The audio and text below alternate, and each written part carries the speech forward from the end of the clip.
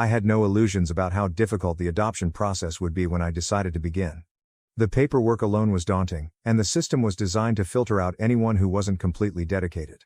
Some of my friends were supportive, while others raised eyebrows. They reminded me that Jake arrived with baggage, and asked if I was prepared for the responsibilities. It did not change my mind, but it made me reflect on how unprepared I felt. My folks were furious when they found out.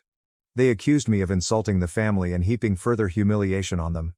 My mother even accused me of stealing Lauren's child, which was ludicrous given how they had wiped their hands of him. After one too many arguments, I stopped returning their calls. Fortunately, not everyone was against me. I had a handful of close friends help me set up Jake's room. We painted the walls a gentle blue, installed shelving for his sketchbooks, and added a little desk where he could draw. I wanted him to feel like he had his own space, even if he wasn't living with me yet. During one visit, Jake told me that he had been bullied in foster care. The other kids taunted him for not having a real family. I could see how much that affected him, even though he tried not to show it. I promised myself I'd modify it. He deserved to feel protected and wanted. The process stalled when the agency requested family references. My parents refused to vouch for me, claiming I was unfit to raise a child. It felt like a hit in the belly, but I didn't let that stop me.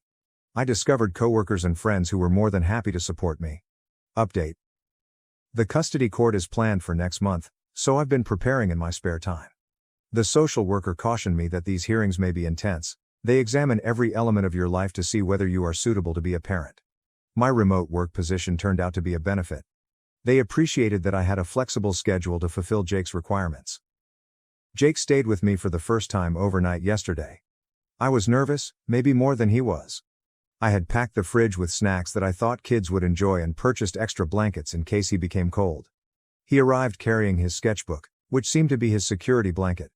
We attempted making pancakes for dinner because he remarked he'd never done it before.